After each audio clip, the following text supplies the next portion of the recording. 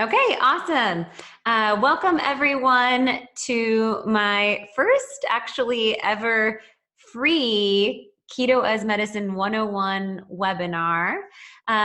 This has come about because I've been running a 12-week virtual food as medicine ketosis program now on my 8th round. I've been clinically running nutritional ketosis classes back since 2009, but launched everything virtual in 2016. And it seems like class one, there's always quite a learning curve to make up for. And so this is going to be actually the pre-class for those of you, welcome, that are active participants for the next program launching this Wednesday.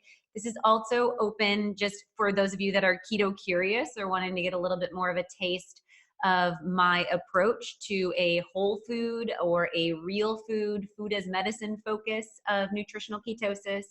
And this will be evergreen. So I'm recording this live right now. For those of you that are on the Zoom platform, y'all can put your questions in the Q&A box. So the main function for you will be to type into the Q&A box. Becky, who is muted and also blacked out, I guess we couldn't figure out her camera work. She will be live moderating those in the background. And then at the end of the class, she will ask me questions, of course, audibly, or that you can hear and see as well, and I'll address those. But she'll be directly kind of hitting you up with links and clarifying information and giving you resources. Same thing for those of you that are participating, hey, live on Facebook. Welcome, welcome. Thank you for joining. You too can also put your questions down below, and Becky will be playing moderator for that profile as well. And then the archive of this video will live over on YouTube, and that's where it'll always stay for people to constantly have exposure to this information, to be empowered with food as medicine, and to serve as a kind of one-up to get everyone on the same page that does launch into my program. So let's rock and roll. So my name is Allie Miller. I am a registered dietitian, I am a licensed dietitian, and I am a certified diabetes educator. My background is unique from a standard dietitian in the sense that I went to a naturopathic college of medicine, Bastyr University. And at the naturopathic college, I really got to learn about the science and connection of nature and how to address working with the body. It was there that I first learned about the concept of functional medicine. And functional medicine is really working with each individual as their own complex individual, not looking at kind of a standard algorithm approach to treating people, but really addressing each person as the detective of their body, trying to help them navigate in what areas they're experiencing dysfunction, when that occurred, and most importantly, why it's occurring, so that we can address the root cause to resolve those conditions versus band-aiding or silencing those symptoms. So I've been using nutritional ketosis and functional medicine clinically since 2009. I have a podcast called the Naturally Nourished Podcast, which is on iTunes and Podbean and Stitcher and Google Play and all of the places where you could listen to Spotify, all the places, listen to podcasts. We have an awesome, strong audience of listeners, and we have 170 episodes. Anything from a topic from insomnia to PCOS to infertility to men's hormones to cardiovascular health, insulin resistance, and so much more. I also have a virtual practice called Naturally Nourished, where Becky and I are the clinicians on site. And we have a supplement line called Naturally Nourished as well, which has over 36 products that all have strategic nutrients to optimize and bring your body more into thrive mode. I'm an author of a couple different books, the Naturally Nourished Food as Medicine for Optimal Health cookbook, the Anti-Anxiety Diet, which is a nonfiction book and really digs deep into things like the HPA axis, which is the hypothalamic pituitary adrenal, that fight or flight feedback mechanism of the body, of whether we are in that reactive fight or flight mode or the regulatory parasympathetic state. And that whole book really unpacks the connections of leaky gut and imbalance in microbiome and how this influences our mood, as well as things like our metabolism, our state of inflammation, and so much more. And the anti-anxiety diet and the newly released anti-anxiety diet cookbook, which just came out this past fall, use the ketogenic diet as a foundation of the protocol. Because we'll talk today about the magic of ketones. And one of the awesome mechanisms is that ketones can cross your blood-brain barrier. And when they do that, they reduce oxidative stress in the brain, they reduce inflammation. Ketones are a cleaner burning fuel source, so they put out less oxidative stress, which retains antioxidant status. This helps with cognitive function. This helps with the way that your neurotransmitters fire. And ketones, when they cross the blood-brain barrier, have an anxiolytic effect, meaning a direct anti-anxiety influence on your body. So people that successfully are able to become fat-fueled or adapt to using nutritional ketones in their body, they tend to have a more kind of grounded mental state or a more mellow mood. I know I personally witnessed that, and that was one of my favorite shifts that I experienced when I transitioned into a lower carbohydrate, higher fat diet. So join me this evening. I'm just going to be covering some preliminary information. We're going to be defining what ketosis is, of course, because again, we're starting from all frames of the pendulum swing. We're going to be talking about how I use ketosis as medicine or as a component within varied disease states and conditions to manage and improve outcomes. How your body can convert into producing ketones. What do we need to do strategically to transition into nutritional ketosis? What are some hidden sources of carbohydrates? I'm going to knock out some common keto myths. I'm going to talk about how my program incorporates therapeutic considerations and how I take a functional medicine approach to nutritional ketosis. We're going to talk about some great low-carb swap outs for comfort foods, some keto snack ideas that are all whole food based. And then we're going to be talking about getting started with nutritional supplementation to help your body in the production of ketones and also to mitigate the side effects of which many people call the keto flu. Dun, dun, dun. We'll talk a little bit about that this evening as well. And then, of course, because I got you here, I got to share with you all the benefits of joining my virtual 12-week program. So let's dig in. Ketosis. So this is a state in which the body is breaking down fat to be used as energy in light of low controlled blood sugar levels or glucose. So blood glucose and blood sugar can pretty much be used interchangeably as terms. When the body transitions into a state of nutritional ketosis, the body makes ketone bodies produced by the liver. And these will be either from fat in the diet, fat that's consumed, the liver can convert into ketones, or body fat reserves. That's one of the coolest parts as we'll talk about nutritional ketosis is that some of the mechanisms are actually muscle sparing. So when you're losing weight, you're likely going to retain your lean mass, which means that your metabolism stays elevated, which means the weight you lose when focused directly from the fat stores in that production of ketones should be a more favorable accelerated body composition change than just calorie restriction or any other diet. The other magic we'll talk about is that when you're making ketones, you experience more satiety.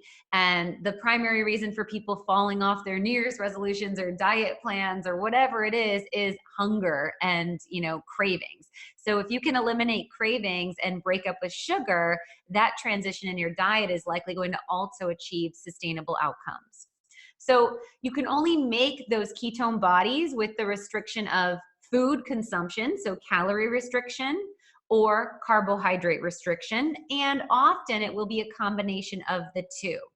So in most individuals, it takes about 72 hours or 3 days for their body to really realize, hey, this person's not feeding me all of those carbohydrates, which easily break down into glucose. I need to get kind of thrifty and figure out an alternative fuel source. So in about 3 days of tight carb restriction, or for most individuals, if they're doing beyond like an 18-hour, upwards of 24-hour fast, if an individual fasts, meaning they're literally just drinking water, tea, black coffee, and salt, in that 24-hour period, typically regardless of past diet, depending on their metabolic handicap, how much insulin resistance did they enter with, XYZ, they're going to start producing ketones. So a few days of practicing both calorie restriction and carb restriction, but most definitely an emphasis on carb restriction. Typically, we're looking at staying below 30 grams of carbohydrates a day. Some individuals will be able to ease into nutritional ketosis starting at about 50 grams a day. Now, I like to address in my approach with my program, really wringing out both inflammation with clean eating and also wringing out the excess glycogen, which is the storage of glucose in your muscle tissue and such, by being pretty aggressive and kind of everyone getting started by tearing the Band-Aid off and going down to that total 30 grams of carbs. This will help your body to metabolize the residual glucose that was stored in the body and get more efficient at making those ketone bodies. So in the standard American diet, or where some of us might be coming from the holiday eating or what have you, often we're seeing an excess of calories, but the problem is that we're overfed yet malnourished. So many of the foods that are being overconsumed are excessive in refined processed carbohydrates and really low nutritional density, really low intake of minerals, vitamins, antioxidants. And definitely when people go for weight loss, especially upwards into the mid 90s, I think we're hopefully learning, but not always seen true. In fact, Weight Watchers is still doing fruit as free and demonizing fat to some level. They have healthy fats, but you're still using those points, right? So we see that over time, often a lot of diets in this entry point are high carbohydrate, low in healthy fats, and not adequate in nourishing proteins, as well as disease-fighting non-starchy vegetables. So this makes the body metabolically set up to be inefficient at burning fat for fuel because it doesn't have to dig into the body fat reserves. In fact, when we're dealing with chronically elevated blood sugar levels, or if we're dealing with high carbohydrate intake, our body's going to be putting out a lot more insulin. Insulin is the hormone made by the pancreas in response to elevated glucose or blood sugar levels. And again, this is seen from high carbohydrate intake. So when you eat carbs, your blood sugar spikes, the insulin is going to try to bring that glucose into the cells, right? But that insulin itself is an anabolic hormone that tells the body to store the excess fuel as fat. So many people actually are very efficient fat storers, not fat metabolizers.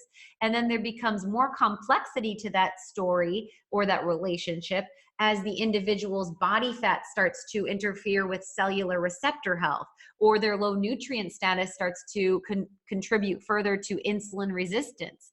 Increased body fat and chronic excess carbohydrate and low nutrient status can all interfere with the way that the insulin works with our cells. So when we, instead of increasing carbs, when we bring those carbohydrates down, the body's insulin levels also come down consistently. So we're taking ourselves off of that roller coaster of blood sugar spike and crash, which can lead to hunger and leading to that next pick-me-up of that sugar high, to a very sustained, regulated low level of blood glucose, a thrifty amount of ketone production, which metabolizes fat as fuel, and then not driving conditions that would drive increased body fat storage.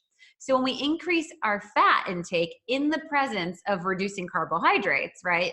You can't just do a bulletproof coffee and have 600 calories of fat in your beverage and then have a donut next to it. That's not going to work. You might have, ketones on a meter if you're using a product that has BHB, which is beta hydroxybutyrate or endogenous ketones, but you have to have the balance of the elevated fat in your diet with the presence of the reduced carbs to not be stressing to your system. So when you have that nice synergy of that shift of your diet, this is going to aid in your body losing fat. Again, the body's going to tap into its deep freezer, if you will, the storage of the reserves, especially if you're calorie restricting. You're going to have more satiety, as I mentioned, and appetite regulation, also less irregular appetite without those mountain peaks of the blood sugar highs. We're going to see less inflammation throughout the body, as well as I mentioned before, that enhanced cognitive function, less reactive oxygen species, less inflammation in the brain. We're going to see a healthier microbiome because excessive carbohydrates and sugar feed yeast overgrowth in the body and contribute to dysbiosis. And we can see a supported, grounded mood and energy. So when I'm saying keto as medicine, I'm looking at the influence of the metabolic shift of getting your body into a balanced state of producing ketones and what that can do on your body. So we can see support in body composition change. And again, some of the mechanisms are that when you're making ketones, we also tend to have an increase in HGH, especially if you're pairing it with intermittent fasting. We do a deep dive of intermittent fasting in class 1 of my program, and we discuss whether it's appropriate for you to do a pure fast, which would be just water or something non-caloric like 5-calorie black coffee or green tea, or if you would benefit more doing like a bone broth fast, or if you would benefit more from doing a fat-fueled fast, which would mean that maybe you're adding coconut oil and ghee to your coffee with some cinnamon and blending that up into more of a fatty latte of sorts. We talk about the pros and cons of how you know if you'd need to modify that fast based on lifestyle, stress, hormones, and body composition. So all those things should be considered. But when you're doing a ketogenic diet, you are going to have enhanced body composition change because of that increased HGH, the increased and enhanced lean body mass, that also increase of satiety, and then the use of fat as fuel. We're going to see balance for our bacteria and yeast overgrowth because, again, excessive carbohydrate or alcohol intake is often the big culprit or the driver there. And so by bringing your carbohydrates down, in a sense, we're starting to kind of starve off the bacteria in the gut space. And then we talk about in one of our classes, an entire class of 6, all about the microbiome. We teach you how to do a probiotic challenge to determine whether your gut is in a place of symbiosis of an optimal balance or dysbiosis of a stressed overgrowth, and then what types of things to consider like berberine, caprylic acid, oil of oregano, and then food as medicine strategy. It's interesting for those of you watching that are more like keto veterans or have been doing a ketogenic diet for a period of time. You will see in research studies that thrifty bacteria and yeast can also feed and thrive off of ketones. So some of you participants in my class, I may actually be ramping up your carbs, especially if you're doing something like a carnivore diet and you've done a cleanse and you're not getting outcomes. Sometimes you need to kind of feed the beast, if you will, to get into those biofilms and get to that taproot, or to really get eradication and complete removal of that overgrowth.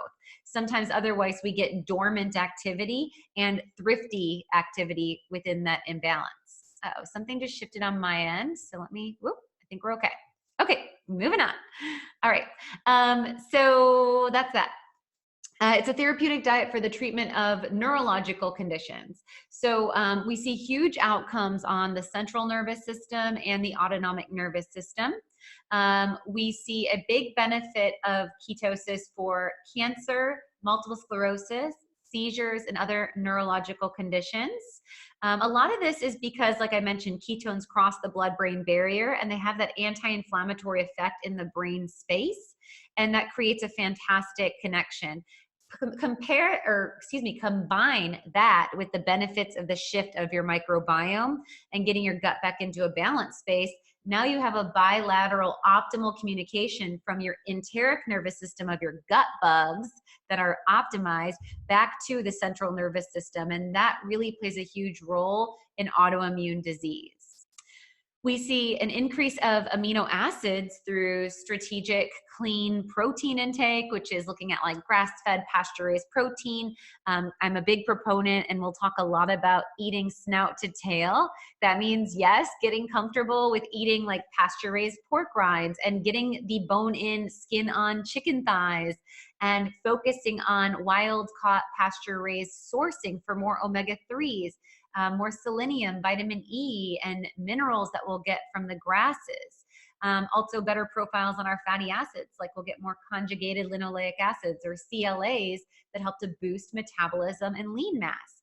So we'll educate you on the good, better, best, and then what amino acids will actually help with our neurotransmitters. So you may have heard how tryptophan is the precursor to 5-HTP, and 5-HTP is the precursor or the building block to serotonin. Well, we talk about way beyond that.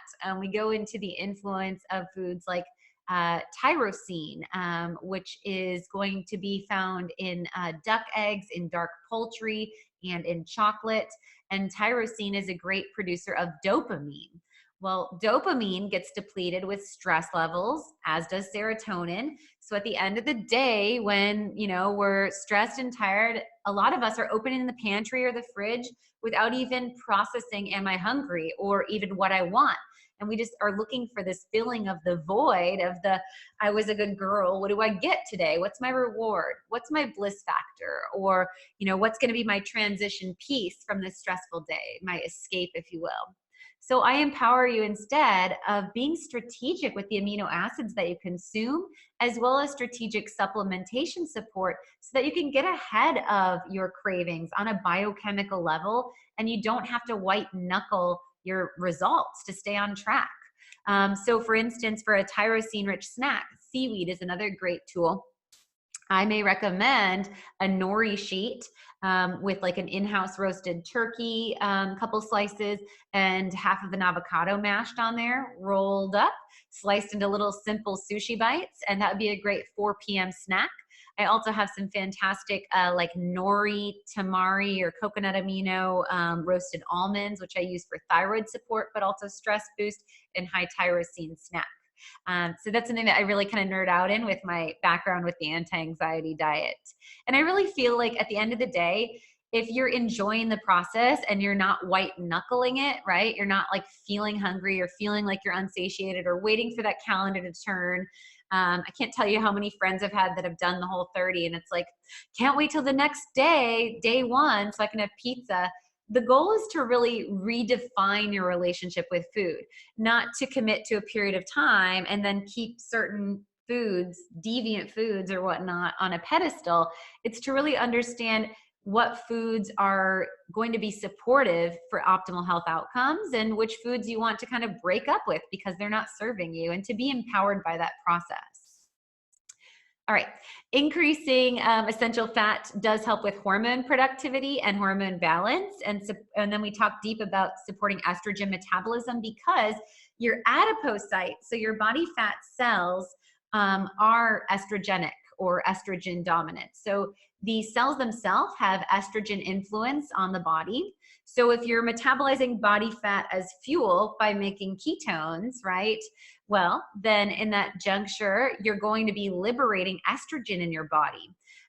So we look at a high amount of sulfur-containing compounds like cruciferous vegetables, cauliflower, Brussels sprouts, broccoli, leeks, a lot of your allium family of your onions and such, and how these play a role to aid in the encapsulation and excretion of the excess estrogen that could be circulating through your body.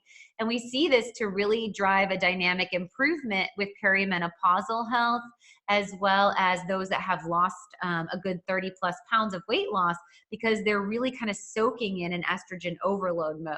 We also give, of course, supplement support. One of the best ones in my supplement line, Naturally Nourished, is Broco Detox. It's a fantastic compound with broccoli sprouts, so a really whole food approach for that phase 2 detox support. And then you need high fat diet to rebound hormones. So I love seeing all of the keto miracle babies that come out of my program. I have so many individuals that have worked with infertility and have tried so many different things. And it wasn't until they went into a state of nutritional ketosis, because that metabolized down their excess DHEA. It helped to reset the prolactin hormone, which is made by the part of the brain that regulates your stress axis and has a huge role on metabolism, the pituitary. And we see that high fat is super important as well because it helps the body to feel safe and nourished. And high fat is important because you need fat as an essential building block to produce steroidal hormones or hormone in the body. And then the last ketosis as medicine support here is that we are looking to see that, again, reduced cravings. One word I haven't said yet, which I'm surprised, is like my favorite thing to talk about, is leptin. So leptin is a satiety hormone, and leptin is made by the body in the presence of fat crossing through the intestines. So when you eat fat and your intestines absorb fat, leptin levels tend to go up. Also, if you are metabolizing your own fat, your endogenous fat reserves as fuel, you're going to have higher leptin expression. And as you go low carbohydrate and low calorie, you enhance your leptin sensitivity. So many people that start insulin resistant with that excess body fat also are leptin resistant. So the problem is they're not getting that satiety signal if they've eaten enough, and it's this perpetual cycle of weight gain and burden. Well, one of the cool things of keto is as you play with time restricted eating and you're carb restricted and you're getting that ample fat, we transition from leptin resistance to leptin sensitivity and optimal leptin levels. And this is one of the mechanisms of that kind of keto high, if you will, of feeling really satiated and unstoppable. I know the first time that I really found myself deep into nutritional ketosis, I literally felt like I could pick up a stranger in the parking lot and like hug them. And like, I was like, is this legal? Am I allowed to feel this awesome? Is this normal? And I know the same kind of feeling returned for me postpartum after I had my daughter, and I went back into a tight keto at like 7 weeks out. And same kind of thing, that ring out and that reset was a game change for my mental health, just total stability, grounding, and cognitively feeling on fire. So here's a really cool image. This was taken from research done by Stephen Volek, and it looks at strong evidence and emerging evidence. Fantastic layout of different mechanisms of action. I think I hit a lot of these. We do a little bit of a deeper dive, and we actually unpack all of these different mechanisms. But you'll see, for instance, like with acne, one of the suggested mechanisms is your insulin growth factor. And IGF is anabolic. It influences hormone imbalance in the body. So when you reduce your insulin levels, you're going to reduce your IGF-1, and that can have a favorable impact on skin conditions. I would also layer in another mechanism would be that microbiome influence, because a lot of acne is bacteria-based. That's why most dermatologists put an individual on an antibiotic like Bactrim or something to treat their acne, which is no bueno for your neurotransmitters and your hormones and all the other things, right? So we don't have time today to go into all of these mechanisms of action, but the really cool thing we can know is that there is medical literature with supported actual mechanisms of action of how when the body produces ketones, X, Y, and Z changes to influence these disease states in a favorable way. And I think, we really started to learn about the ketogenic diet, back now 70 years ago plus, with the use of the ketogenic diet with epilepsy, right? And weight loss was kind of the second strain on there, and diabetes and cardiovascular disease. I think a lot of your general practitioners are just starting to come on to this concept that the American Heart Association was probably wrong recommending a low-fat diet.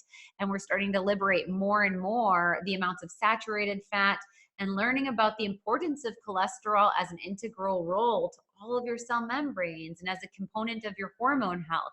The first class of my program is all deep dive into metabolic conditions. So we'll talk a lot about heart disease and diabetes and insulin resistance in that first one.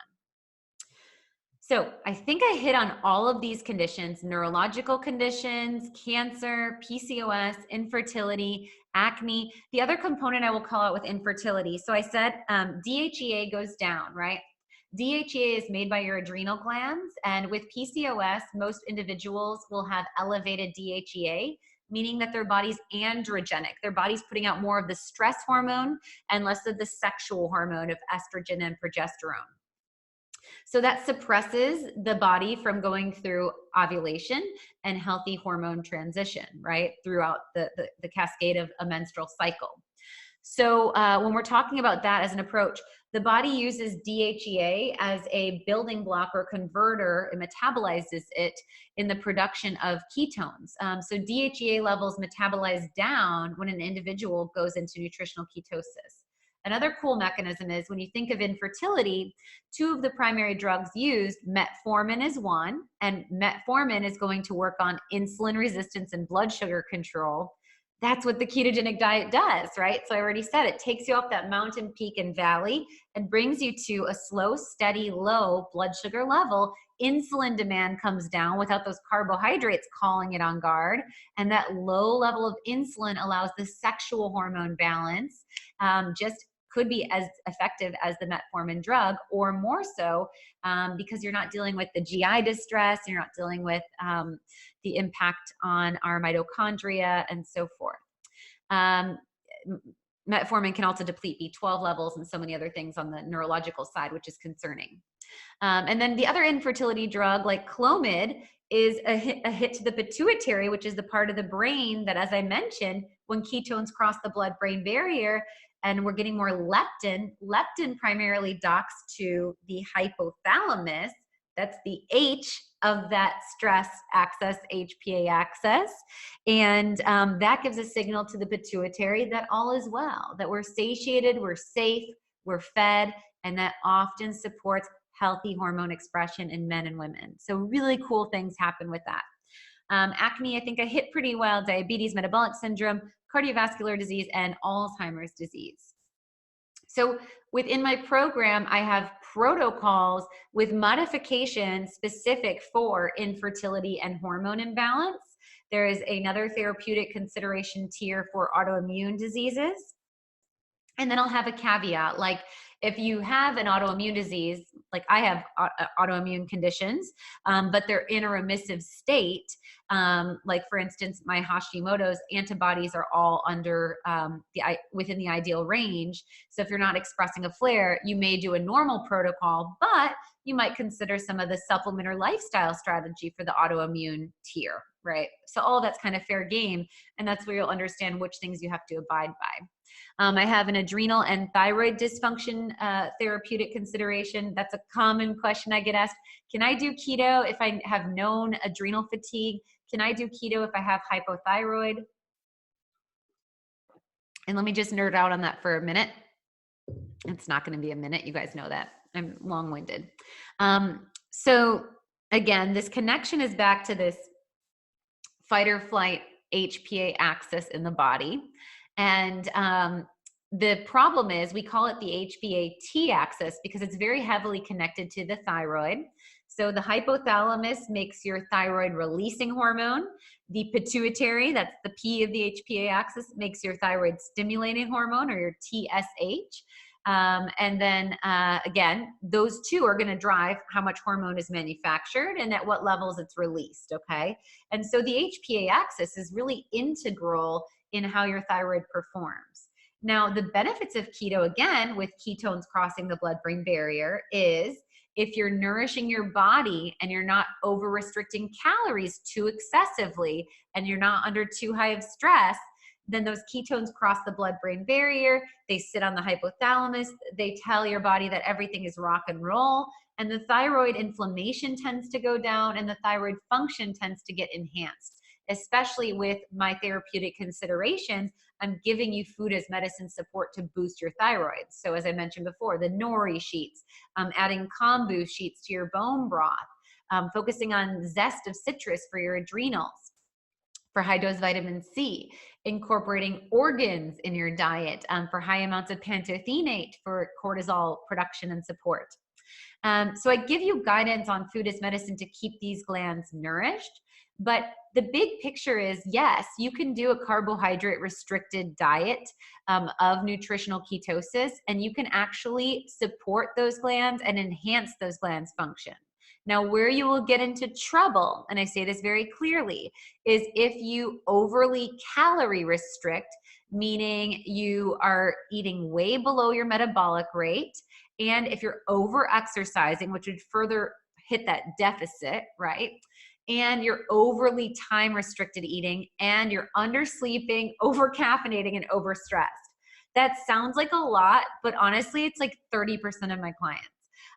You know, and especially at this time of the year, I caution that out loud because it's like New Year's resolution. I'm going to join a gym. I'm going to join Allie's program. I'm going to do this. And it's like, just join my program. You don't need anything else. But for real, the thing is you got to focus on diet. You got to focus on nourishing your body before you layer all of the things.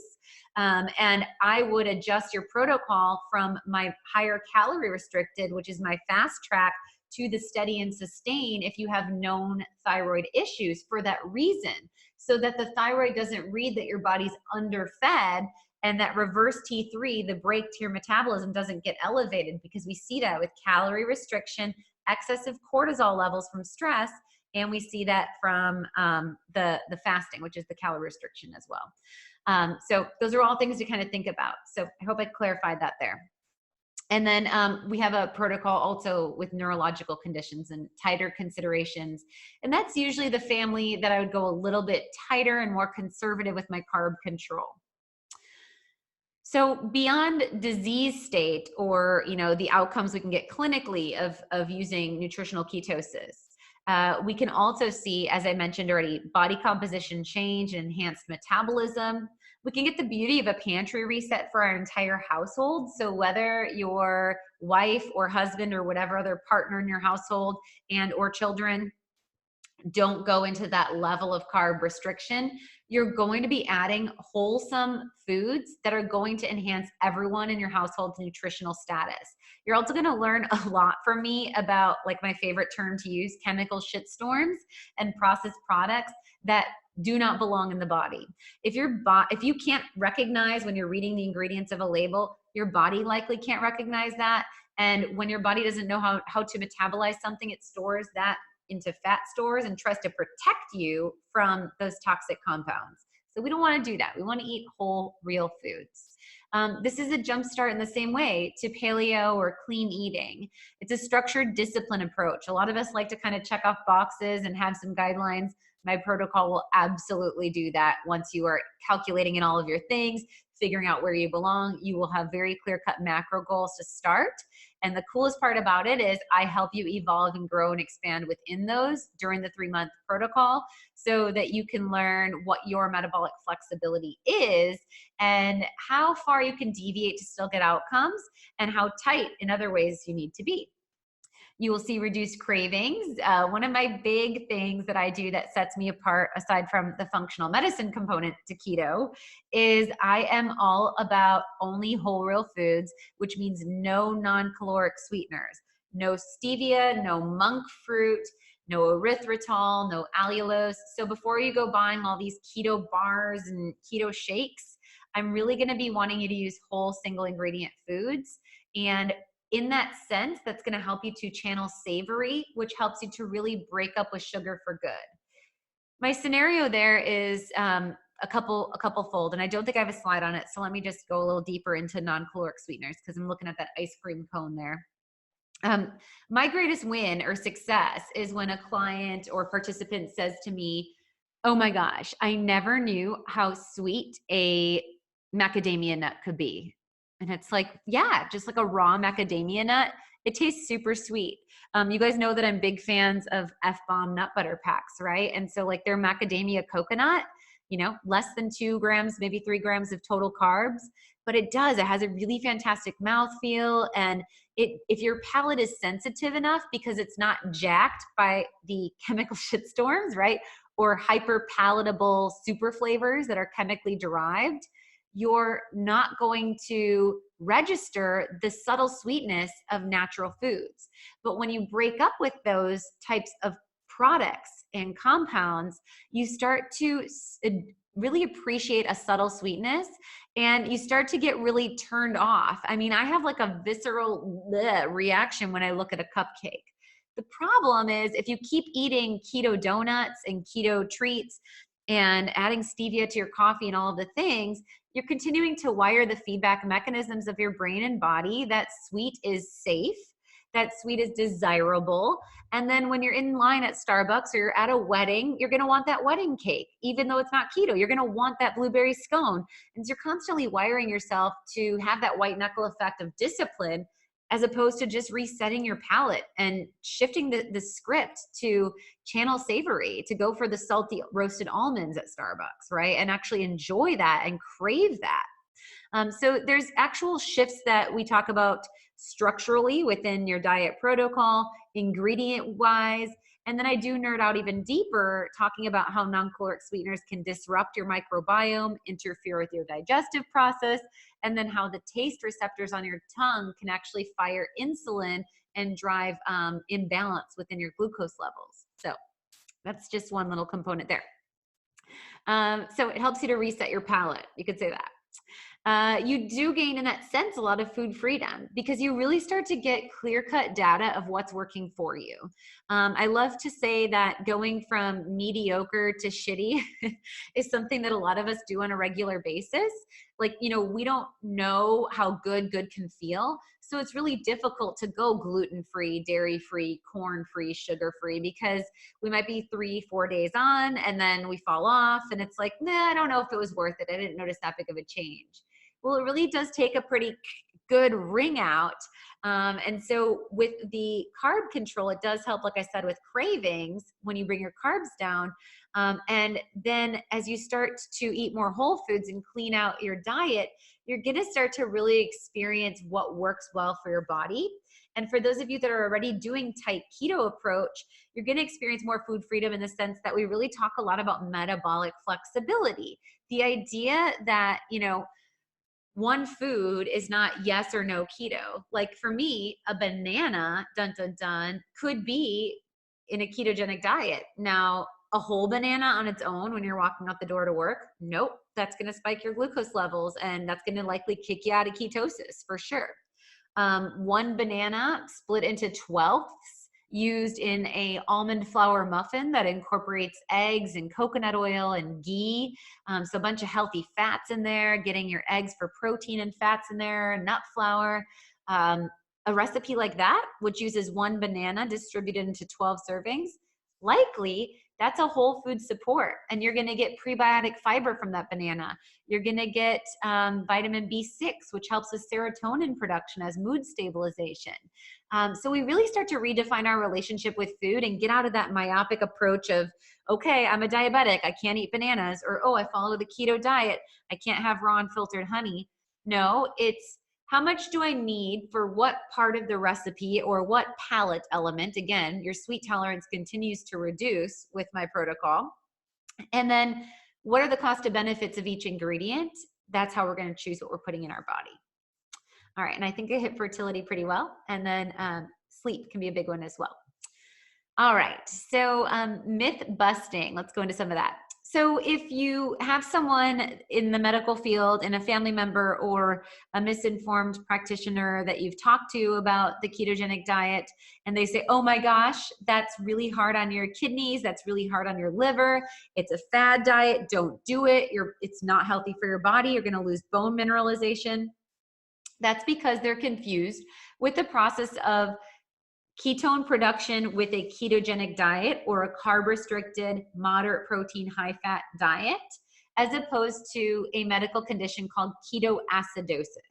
So I kind of created a simple graph or table, I suppose, here, in which you can see what occurs in ketoacidosis. So for an individual following a ketogenic diet, their glucose level is going to be regulated. Actually, this should not say normal. This should say like a low glycemic controlled individual. For most individuals, they're running their blood sugar above 120. Let's say more like 80 to 180 for like a normal blood sugar level. And that's including postprandial, not just fasting. So like after meals, right? But within the ketogenic diet, it should stay like 65 to 80, right? And so we're not zeroing out our glucose, another misunderstanding, but your brain needs glucose, but your thyroid needs glucose. Yeah, man, just because you're reducing your carbohydrates in your diet, and even if you want to eliminate them through a carnivore approach, your body through gluconeogenesis can still make glucose from the liver, the same way it makes ketones from the liver. Well, not the same mechanism, but the same capabilities. So your body's going to be making glucose levels. You never zero out, but you do get into a narrow, controlled, low level. And that's what helps all these metabolic effects. In ketoacidosis, you'll see values over 300 in their glucose levels. Ketoacidosis can only be achieved in a uncontrolled diabetic that is insulin dependent and is not able to get their insulin levels. See, 0 there. So this is someone that has, the need for insulin injection or in a pump, right? And they're not getting that delivery. So their insulin levels zero out. They're usually eating high carbohydrate or uncontrolled, I said, right? So their glucose levels are going to be super, super, super high. And the body starts to push out ketones at a super high rate. We're talking above 25 in ketone bodies. Now, nutritional ketosis is really between 0.5 to 4 in your ketone bodies in the blood. And a normal diet might have you at 0, trace, or upwards of 0.1. We can really start to experience some benefits in nutritional ketosis, even at 0.3 or above. And then you'll see there is a pH change in the blood when we go into ketoacidosis, where the blood starts becoming more acidic, okay? And hence the acidosis. And that's what can demineralize bone. That's what can give havoc to the organs. And this is a life-threatening condition. But for those of you watching, you would know if you're using insulin or not. And for a controlled diabetic on insulin that is doing the diet therapy, that is bringing down their carbs, if they're working with a diabetic educator and they're reducing their insulin and dosing down with the carb restriction, they can greatly reduce their insulin dose using nutritional ketosis. So again, it's an uncontrolled diabetic that didn't get their insulin and had too high of glucose levels. Okay, hope that helps. All right, let's do some more myth busting. So too low fiber and it's unhealthy for the gut bacteria. So in my protocol with the food as medicine approach, we are really getting still a very good amount of fiber in the diet. Now I do want you, like I said, under 30 total grams of carbs a day. And now that would in the beginning be lower in fiber, more like 10 to 12, 15 grams of fiber. But I will have you layering in things like coconut flour, chia seed, nuts and seeds, non-starchy vegetables. And I'm going to get all of you up to a carb tolerance of likely somewhere between 30 to 60 grams to still make ketones. And this is going to easily support 20 plus grams of fiber in your daily intake. This is going to help to focus on feeding your short chain fatty acids, which are the byproducts of your gut bacteria, which help to support fuel or energy, also protect your gut cells and protect your colon.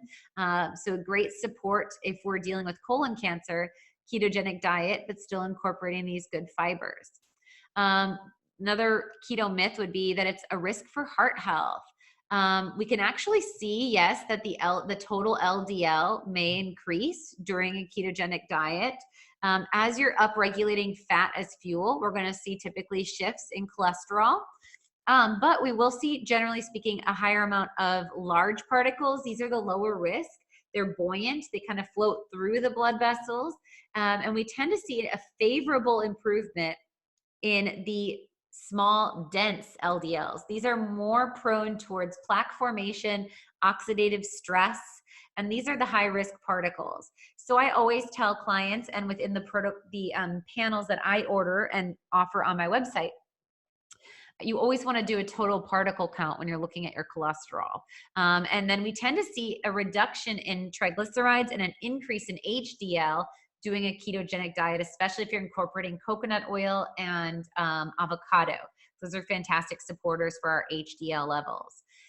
And then if we're talking about heart health, well, the number one cause of heart health is inflammation. Think of those garden tubes, right? Like a garden hose, right? A garden tube, a garden hose as like a blood vessel, right? If it's puffy and it's rigid and it's inflamed, it's more prone towards arterial injury. And that's where that plaque comes in to repair the inflammation injury in the vessel. Well, if you're keeping things nice and lubricated, if you have a good omega-3 fatty acid status, or if you're taking an omega-3 fatty acid like my EPA DHA extra, and you have elasticized vessels, you're less prone towards that rigidity. Also, elevated blood sugar levels are like sandpaper in your blood vessels. In fact, when we measure your hemoglobin A1C, that's the 3-month average of your blood sugar levels. Everyone should be looking at that annually, at least, if not semi-annually, along with the CRP, which looks at your inflammation in your body. The elevated A1C is actually showing the percent at which your red blood cells are coated in glucose or blood sugar. So as you bring down your carbohydrates in your diet and you bring down that insulin demand, your blood sugar levels come down and stabilize, your A1C comes down. And if we're talking about, again, that elasticized, now lubricated garden hose, it's also less abrasion or less hits to it, less nicking at the surface, if you will, from what otherwise would be the blood sugar risk. So you're getting another risk factor reduced. And then when we talk about hypertension and high blood pressure, that'd be like, blowing up that garden hose and stretching it, and that would create tiny micro tears, which would also be a risk factor for plaque formation. Well, when you're doing nutritional ketosis, you are likely substantially reducing your fructose in the diet, which is the number one driver, as we're seeing now a fructose and insulin impact on hypertension, more so likely than sodium. So super wild stuff, right? But I would argue that no, the ketogenic diet doesn't increase your risk for heart health. In fact, it would reduce your risk for heart health. And then the connection on the organs, that could be misunderstanding again with that individual thinking of ketoacidosis, or it might be an individual thinking of like aggressive weight loss using a high protein diet. Now, the best way to actually address fatty liver or NASH, the non-alcoholic fatty liver, right, is a ketogenic diet. It's going to be reducing carbohydrates. And then if you're supporting your body with calorie restriction, you're going to be metabolizing fat as fuel. Well, part of your fatty liver, you're going to actually be metabolizing that fat as fuel, which is a super cool thing, especially if you pair that with omega-3s and choline, which is in like my B complex. That's going to help that process.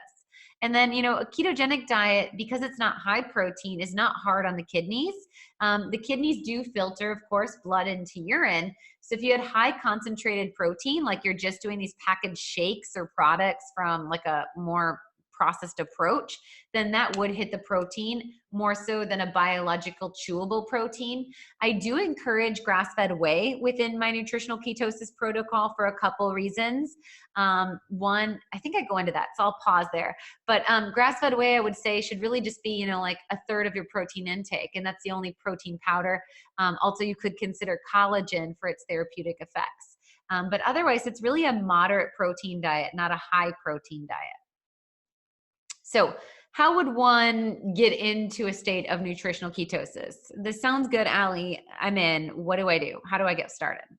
So the first thing you're going to need to do is reduce your carbohydrates quite substantially to 30 grams a day total, at least to get started, or less. And this is total, not net carbs to get going. So this means no starchy foods, no grains, no legumes, no starchy vegetables, no fruits, no sweets, no sweetened beverages, of course. And then even watching residual carbohydrates from non-carb centric foods. And what I mean by that is like even a quarter of an avocado could have upwards of, it's really probably a half of a small, but can have upwards of 4 grams of carbohydrate. So if you're eating a whole avocado, that right there could be, 8 grams, or if it's half of a large, could be 8 grams of carbs right there. And yeah, you're getting probably like 3 grams of fiber in there. So it might be a net 5, but I don't play net carbs in the beginning because it can be really sloppy and a very confusing process. And it can create an opportunity for a lot of bars and products to kind of manipulate their nutrition facts. So I'm not a fan of net carbs for that reason. I say fiber is good, but eat whole real foods. But again, that would be 8 grams of your total 30 a day from that avocado. Well, that also means that just because I have nuts categorized as a healthy fat, you can't be pounding handfuls of nuts because 12 almonds is 3 grams. And even your non-starchy vegetables have some residual amounts of carbohydrates, right? So we're getting, just over 8 to 9 grams of carbohydrates in our cooked broccoli. All of those, again, being good foods. All of these foods would work really well within a day of nutritional ketosis, right? Because we're looking at right here, 12 and 4 is 16 grams. And you'd still have some room, to play with for sure. All right. So the distribution classically is looking like 65 to 80% fat. This is of your macro calories distributed in grams.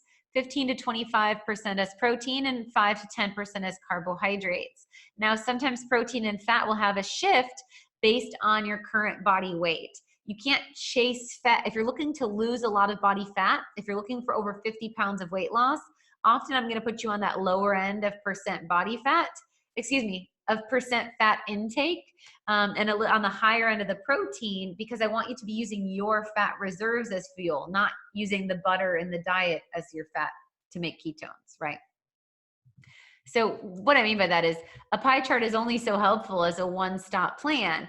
When you're looking at customizing your protocol, I will guide you on really what's appropriate based on your goals and your body's needs. And it may not look like that. It may look more like with that protein coming all the way out here and the fat really looking at 50% or so. So what are keto-friendly foods? So what can I eat? Now I'm paranoid, Allie, about avocado and almonds and broccoli. Again, that was only 16 grams of carbs. So you could have all of those things, almost times 2 and still be within the guidelines. And again, that's your tight keto start. And then I liberate it as you get fat adapted. And that's when you really get to test your metabolic flexibility. But here's a good image of, what a breakfast could look like. So keto-friendly foods include animal proteins and fish, dairy products like hard-aged cheeses, eggs, some amounts of yogurt. Now, Greek yogurt, full fat, would be more appropriate than a non-strained yogurt because the carbohydrate is going to be found in that lactose, which is in the liquid, right? So the more strained, the more concentrated in protein and lower in carb. And that would be unsweetened yogurt that we would add like cinnamon, right? And something like that. You could also go savory and add some scallions or something. And then as you get more metabolically flexible, you start to layer in blueberries. You can start to layer in a nut nola that you made with grade B maple syrup and fresh ginger snap. And you're rock and rolling with that yogurt. Non-starchy vegetables are keto friendly for sure. So cauliflower, asparagus, Brussels sprouts. I give you an entire grocery list. All of you guys watching, you got the grocery list download, so enjoy that. Leafy greens like spinach, arugula, chard, and kale. Nuts and seeds, all of them, but that's just some listed.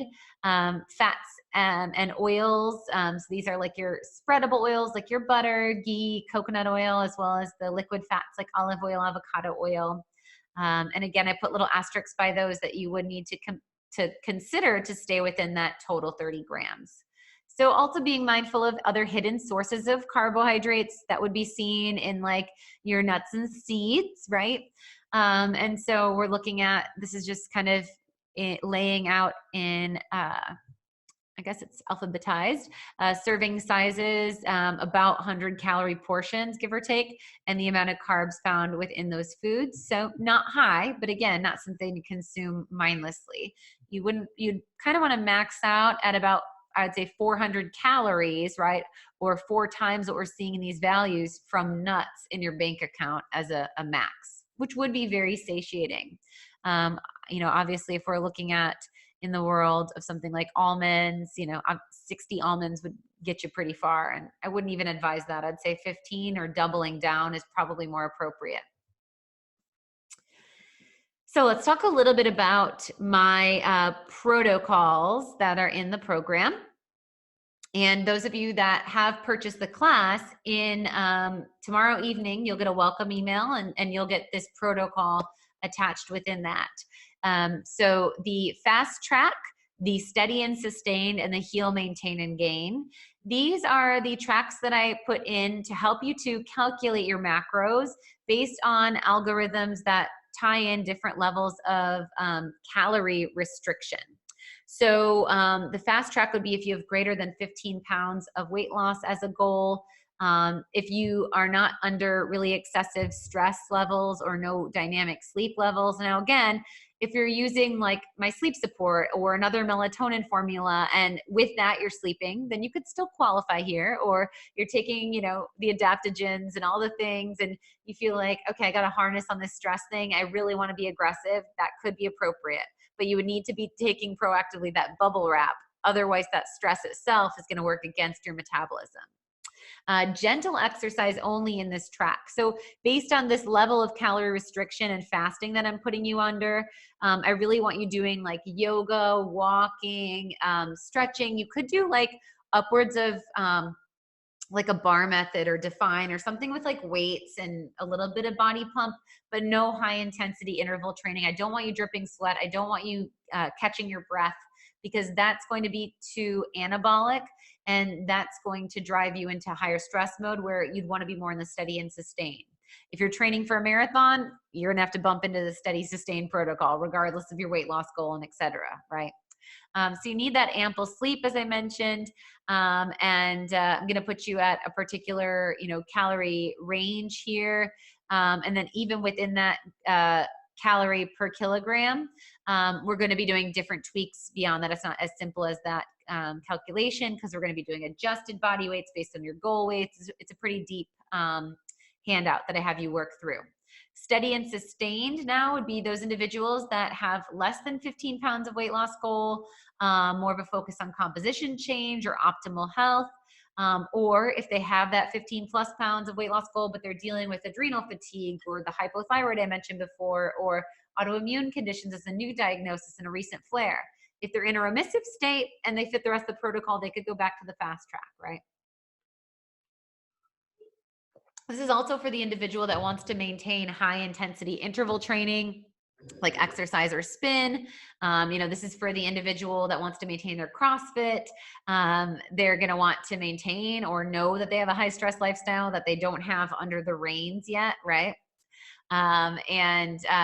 Or they experience malnourishment symptoms, which I cover in my program, when they were in the fast track. So we're going to try this to kind of take a more gentle approach, or just history of keto or diet approaches driving anxiety or driving hair loss or loss of menstrual cycle, or you name it. So we're going to start you in this tier. And then the heal, maintain, and gain is if you typically don't have a weight loss goal, you may even have a weight gain goal. This is for those that are doing this for neurological, autoimmune, inflammatory conditions.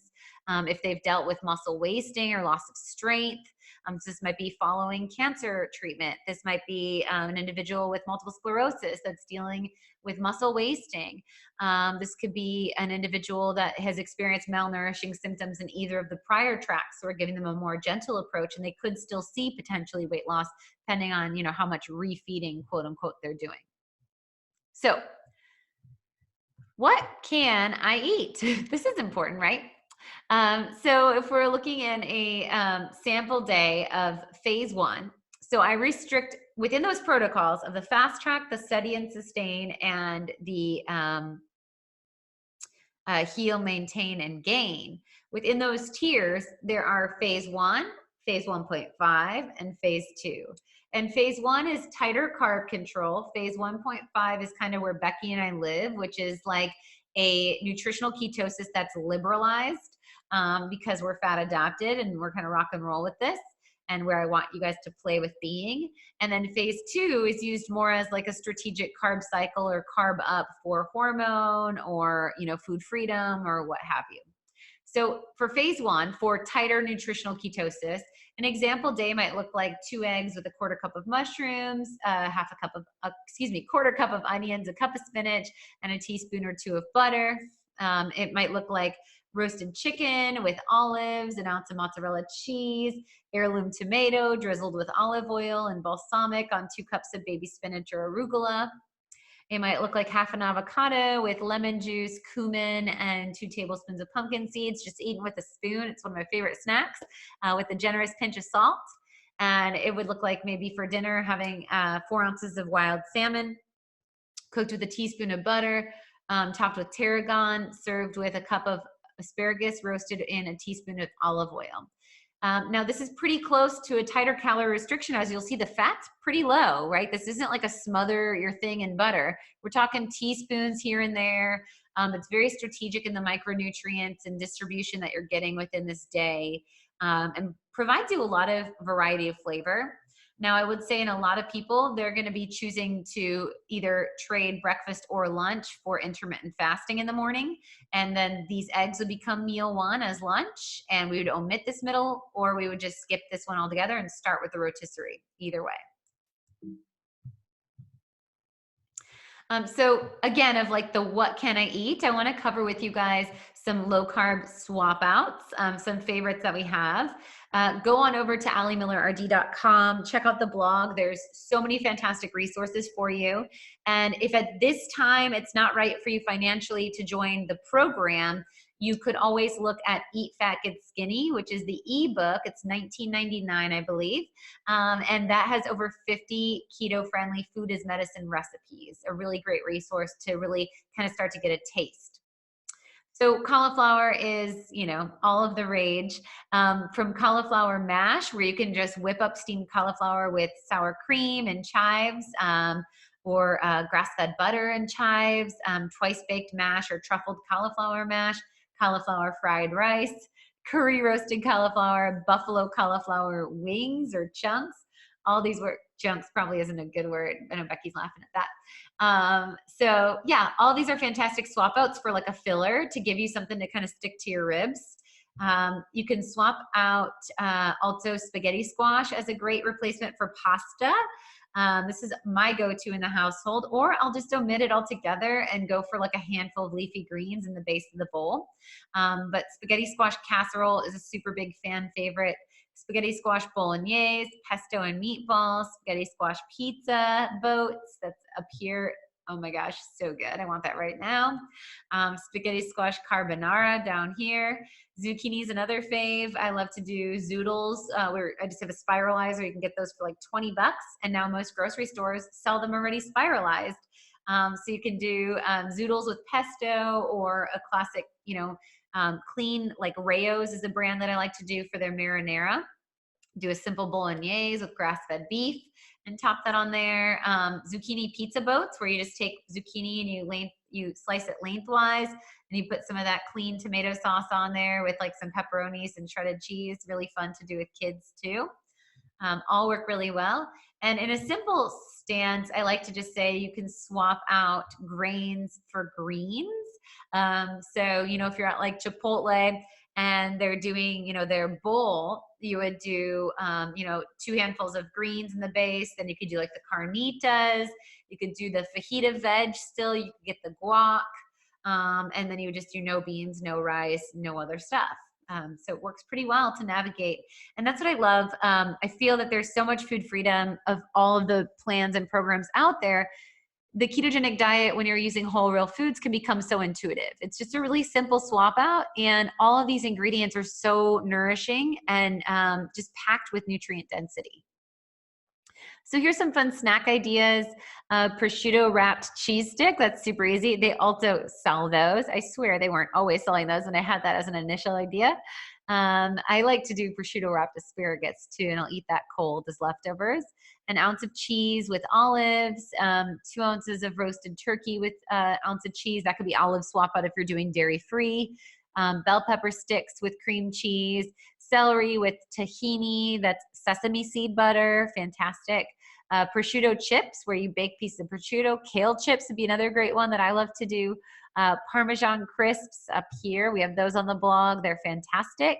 Half an avocado with sea salt, lime, and sunflower seeds. This is the Mediterranean tuna salad on the blog, which is like basically tuna with olives and all sorts of yum in there, and that's stuffed back in the avocado. Love to eat that as like a dense meal on a stressful day when I don't have a lot of time to stop and chew. There's no way I'm going to have a big old salad, but that allows me a lot of a punch of intake, and it really holds over my appetite throughout the day and keeps me really grounded and nourished. And then real simple, like 2 hard-boiled eggs dipped in mustard. Nothing wrong with that. Supplement strategy to consider. So I go pretty deep into all of these in my program, but again, assuming that some of you aren't going to be able to join, I want to talk to you about some resources and supplements you can still incorporate by just following the tips that I've already given you about jumpstarting nutritional ketosis. If you just even follow that, what things you might consider to layer in. So I created a bundle which has big savings. It's 18% off all of the retail of these products whenever you buy any bundle on my website. And the Keto Essentials bundle has these 3 supplements: Relax and Regulate, which is a powdered form of magnesium. It's not the cheapo magnesium powder that you see in all the grocery stores. calm mag, right? It's not that. That's magnesium oxide and magnesium citrate, which is water soluble. That means that it's just going to pass through your body. Yes, it might relax your bowels and be a little bit of a stool softener, but it's not helping on a neuromuscular level. The form of magnesium in the relax and regulate is magnesium bisglycinate. And this is the type of magnesium that can, just like ketones, cross the blood-brain barrier and tell the brain to stop firing cortisol in the middle of the night. It also can send signals through that tension that you hold in your shoulders and your neck, or clenching in your jaw if your dentist tells you that you need a mouth guard. That's that physiological tension and stress that we hold, often when we're magnesium depleted. When magnesium levels go down, we tend to deal with sugar cravings, blood pressure issues, and so much more. And when you transition to a ketogenic diet, you are going to be, when you reduce your carbohydrates, you're impacting your hydration status, and electrolyte stability can get thrown off.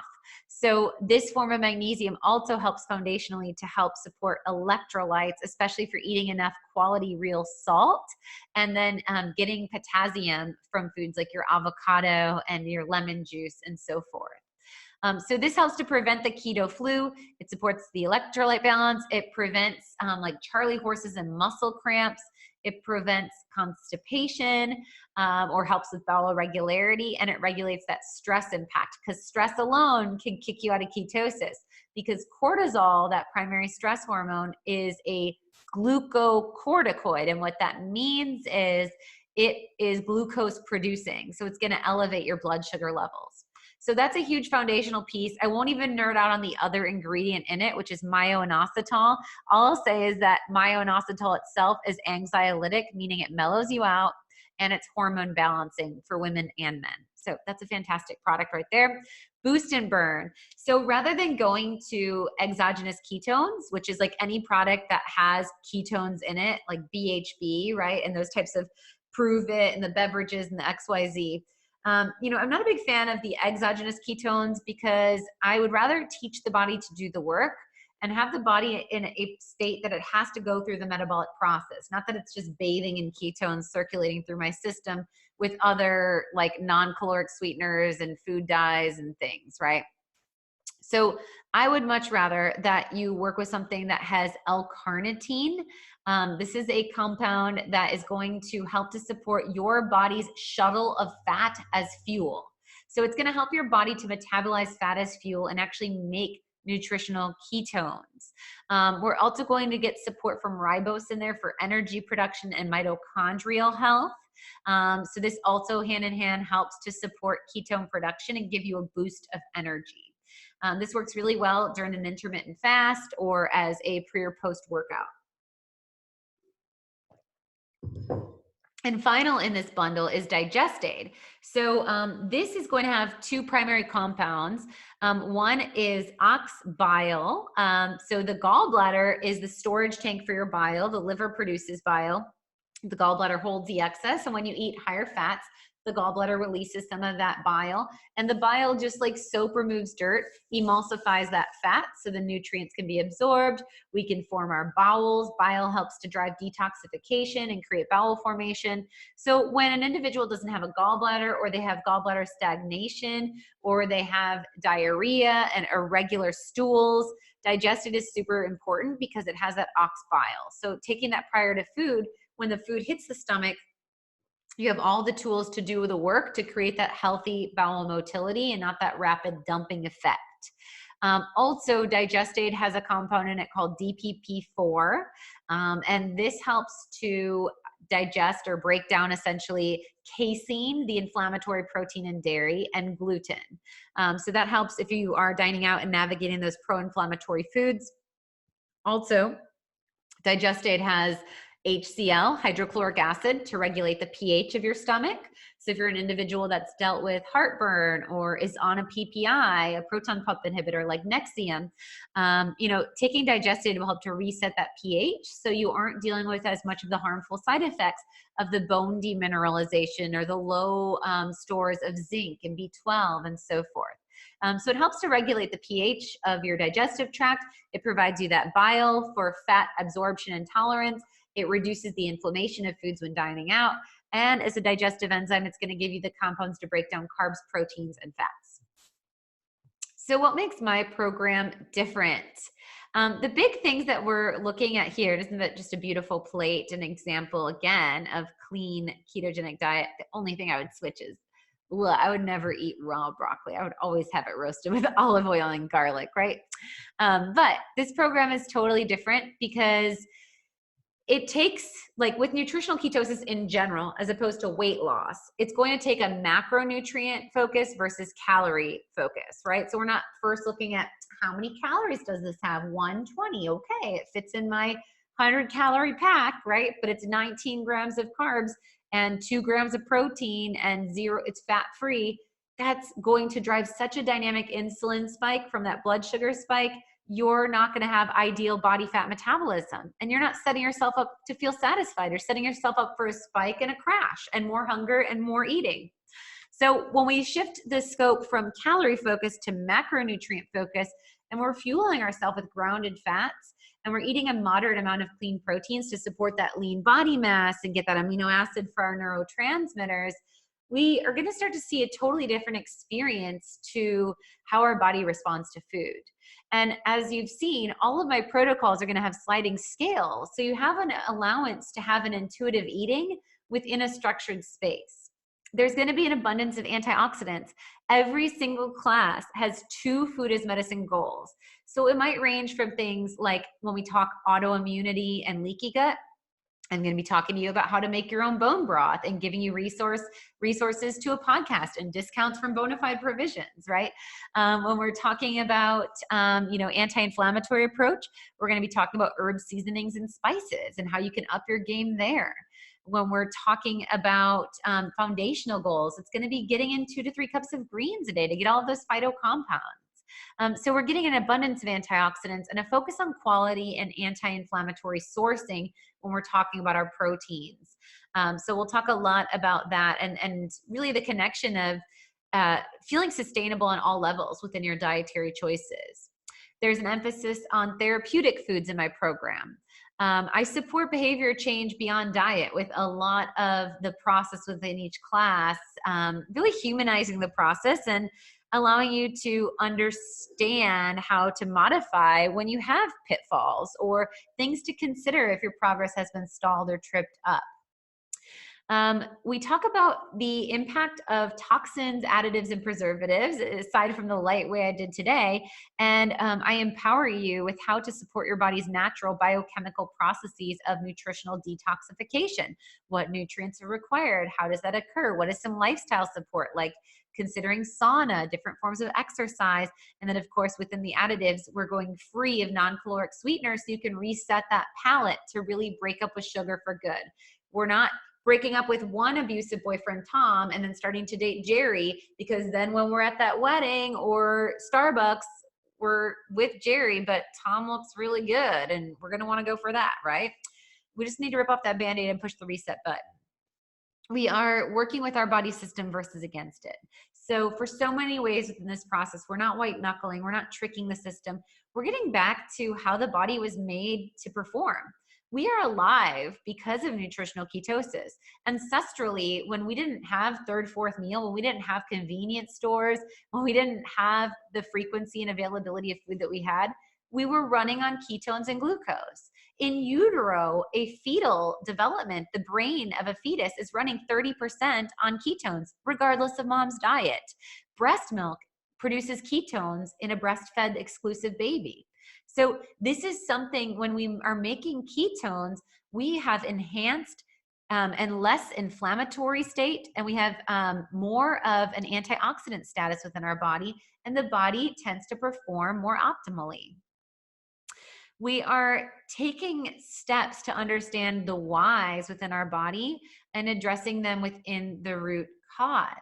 So within my 12-week program, we are covering topics including cardiovascular disease, insulin resistance and diabetes, leaky gut and autoimmune conditions, inflammation and food sensitivities, the HPA axis and thyroid and adrenal influence, dysbiosis, SIBO, candida, and the importance of biofilms. That's all your microbiome and gut health. PCOS, infertility, menopause, and andropause. That's the male form of menopause. Low libido, increased belly fat, all the things. Neurological conditions, genetics and the epigenome, detox and endocrine disruptors, all of that is covered within your 3-month program. And that includes within that world topics like intermittent fasting, how to reset the gut and incorporate bone broth fasting, the elimination diet and inflammatory food testing, defining your metabolic flexibility, are phyto compounds friends or foe, unpacking the carnivore diet, swapping out our non-caloric sweeteners for real food and what would be good, better, best, considering carb cycling, removing food-like substances, detox supporting foods, and so much more.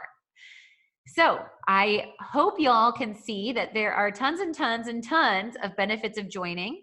But if that wasn't enough, members that enroll are going to have exclusive discounts on the Naturally Nourished supplement line. They're going to have active member pricing on functional medicine labs. Anywhere of savings from most are 50 to 100 off. And the MRT test for members is 250 off. Like, that right there, it might be 225, but I believe it's 250 off. That right there, the program with the bundle is $299. So if you've been considering the MRT test, you might as well just join this program and then you can order it and it's like, boom, $49 program with ebooks, right? So you will get savings and active membership on functional labs. You will get savings on my other virtual programs, which includes the 10-day detox and adrenal rehab. And you will have access to my private member-only Facebook group in which Becky and myself are the only direct moderators.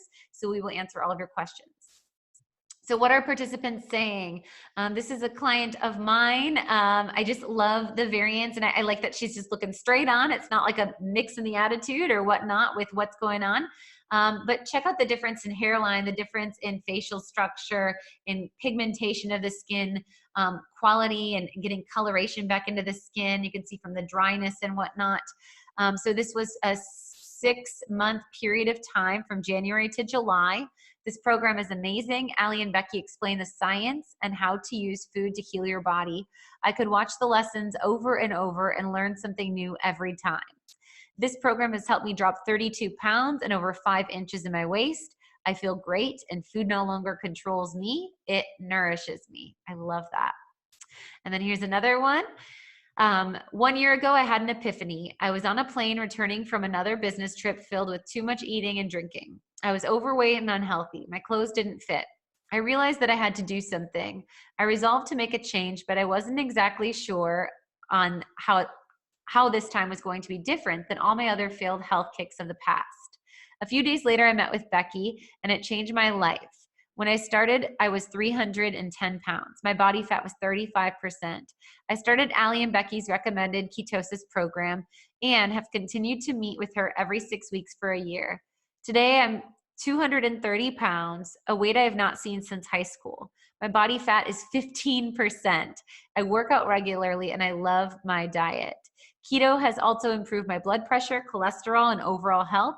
I am as healthy as I have ever been. Pretty remarkable. I would say anti-aging effects too. I don't know. I can see it. Pretty cool. So what happens next? I'm going to take some questions from you guys and bring Becky on here, but just some kind of final housekeeping.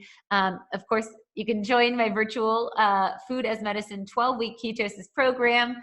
The option with the ebooks is the best value at only $299.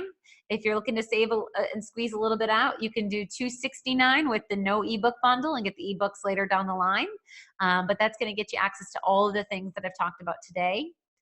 If you aren't able to join the program, but you want to kind of get started and you've read the anti-anxiety diet and you feel like this was enough to kind of aha moment you beyond that, well, then just consider getting your Keto Essentials bundle to help to optimize your metabolic health and support that biochemical change. You will receive immediate access to the virtual classroom when you register for the virtual keto program. and you'll get an email with instructions to follow for accessing the materials within 24 hours. That timeline is during my active times of promo. So again, this video is going to be archived on YouTube and such. If you're watching this randomly and my next class is in months, it might be like 3 to 4 days business until you get all the instructions, because nothing's really happening at that time anyway. It's in like a dormant phase. But for those of you like right now, you'll get it soon. And then you'll receive access to the Facebook group within 24 hours of registering as well.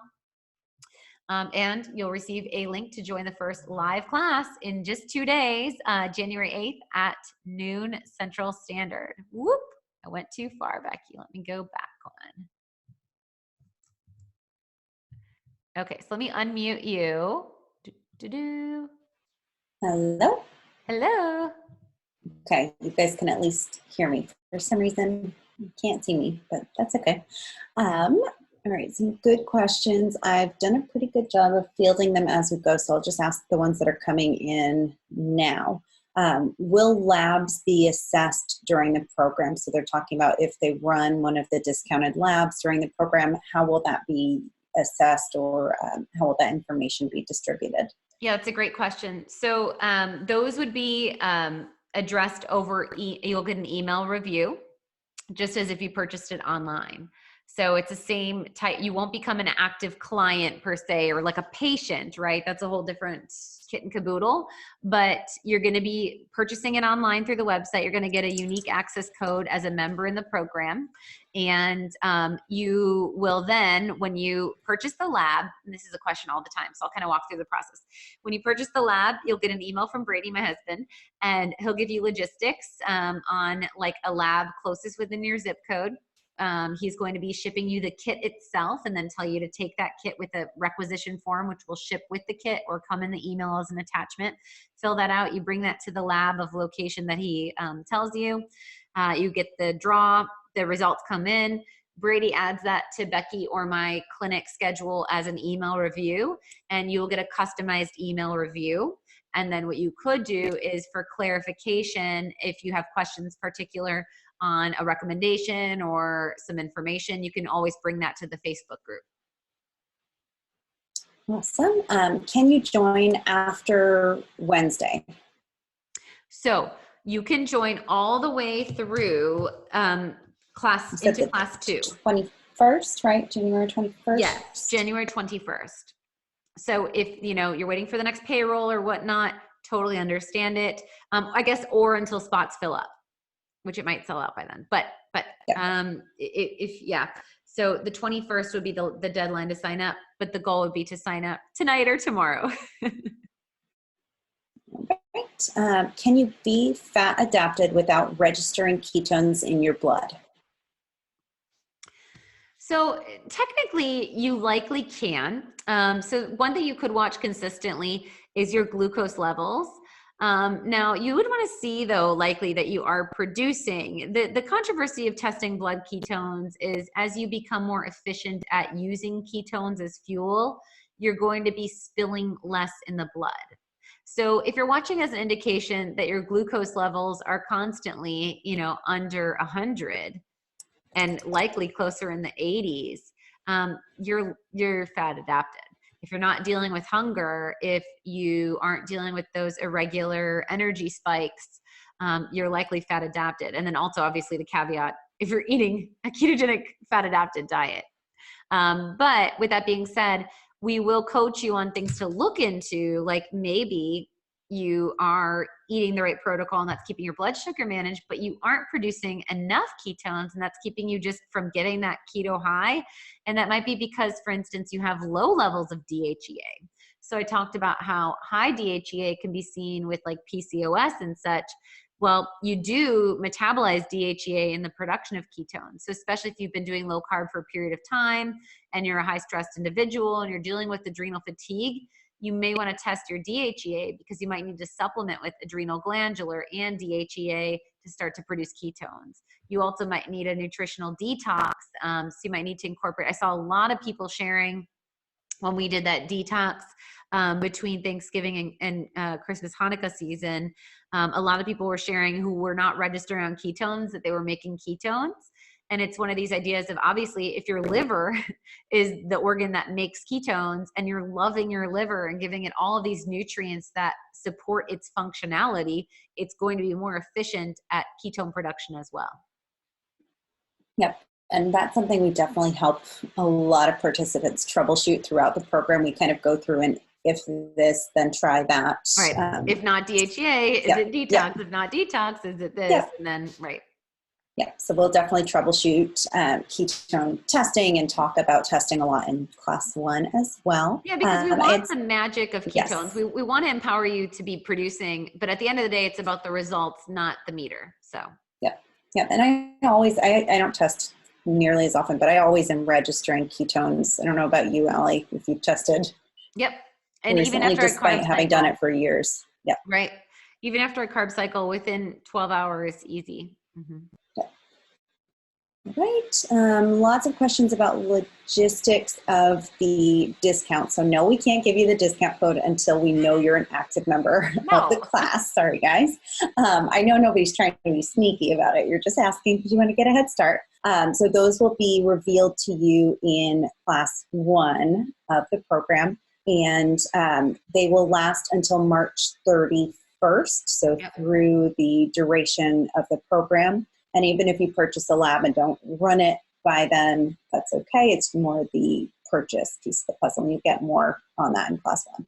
And I would say, just for those of you that are waiting on like supplements and whatnot, the bundles across the board are always going to be best savings. So the discount, I won't say the discount code, but the member discount is 10% off supplements. So as I mentioned, the bundles being 15 to 18% off. Like if you're looking at the Keto Essentials or the anxiety jumpstart or adrenal rehab bundle or whatnot, go for the bundle now so you have your stuff to get rocking if you're already in the program and you're waiting. Just wanted to call that out. Right. And last one that just came through, and then I think we're good to go. Will the program go over, they call it the Dawn syndrome, I think they mean like Dawn phenomenon, and how to get past this stage? Yeah, in fact, we'll be covering insulin resistance and make sure, Becky, we'll have a slide on that in class 1. We'll make a note. Yeah, but we talk all about, has a lot to do with cortisol, I'll tell you, as the inside scoop and the stress response. And the body being on eggshells and not feeling safe while you're sleeping. So that's what's peaking you in the middle of the night, in the morning, and driving that, again, glucocorticoid, driving a blood sugar spike. And for Sarah, who just asked about hormonal birth control, check out the Naturally Nourished podcast. We won't be addressing that here tonight, but we have 2 great episodes, episode 106 and 107, all about hormonal birth control and natural alternatives. Yeah, and we do talk, we have an entire class on hormones, right? So like that could be obviously covered within that class, but yeah, not tonight. Yeah. Okay, awesome.